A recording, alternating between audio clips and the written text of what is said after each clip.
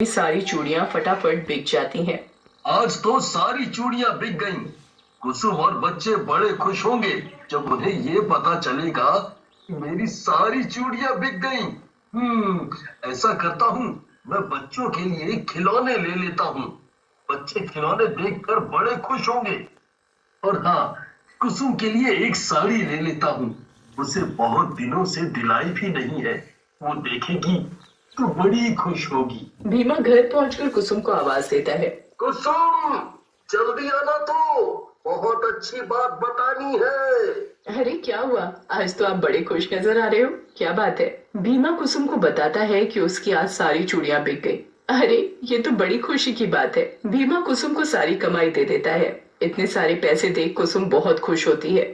मुकुल, माया, ये लो तुम्हारे खिलौने। खिलौने? अरे वाह, ये तो बहुत सुंदर है पापा। बच्चे खिलौने देखकर बड़े खुश हो जाते हैं। अब जल्दी से खाना खिला दो। चुड़ैल भीमा के परिवार वालों को खुश देखकर बड़ी खुश होती है और जब घर के सभी लोग सो जाते हैं तो चुड़ैल फिर चूड़ियां बनाने लगती है और खुद भी चूड़ियां पहन पहन कर देखती है और वो रात में ही सारी चूड़ियां बनाकर रख देती है। और अगले दिन भीमा हमेशा की तरह अपनी टोकरी लेकर चूड़ियां बेचने निकल जाता है और दूसरे गांव पहुंचकर भीमा आवाज लगाता है, चूड़ियां ले लो, प्यारी प्यारी सुंदर सुंदर चूड़ियां ले लो। तभी कुछ औरतें आती हैं और भीमा की देखते ही देखते सारी चूड़ियां बिक जाती हैं। ये देख भीमा मन ही मन बड़ा खुश होता है और भगवान का शुक्रिया अदा करता है और भीमा घर की तरफ चल पड़ता है और घर पहुंचकर कुसुम को हमेशा की तरह आवाज लगाता है, कुसुम, जल्दी आओ। इतने पैसे? हाँ, आज भी हमारी सारी चूड़ियां बिक गईं। अब तो भीमा की चूड़ियों की डिमांड दिन पर दिन बढ़ती जा रही थी और उनकी कमाई भी ज्यादा होने लगती है। एक दिन भीमा कुसुम से कहता है, कुसुम, ये सब तुम्हारी मेहनत का ही नतीजा है। तुम जो इतनी सुंदर सुंदर चूड़ियां बनाती हो। बातें करते हो? मैं चूड़ियां बनाती हूँ? नहीं जी, मुझे लगा आप चूड़ियां बनाते हो। मैं चूड़ियां नहीं बनाता। तुम चूड़ियां नहीं बनाती तो फिर कौन चूड़ियां बना कर जाता है? पता कैसे लगाएं? उनका ये सिलसिला यूं ही चलता रहा। चुड़ैल रोज रात को सुंदर सुंदर चूड़ियां बनाती थी और खुद भी चूड़ियां पहनकर खुश होती। भीमा और बच्चों को खुश होता देखकर चुड़ैल भी खुश होती। एक दिन की बात है, रात का समय था।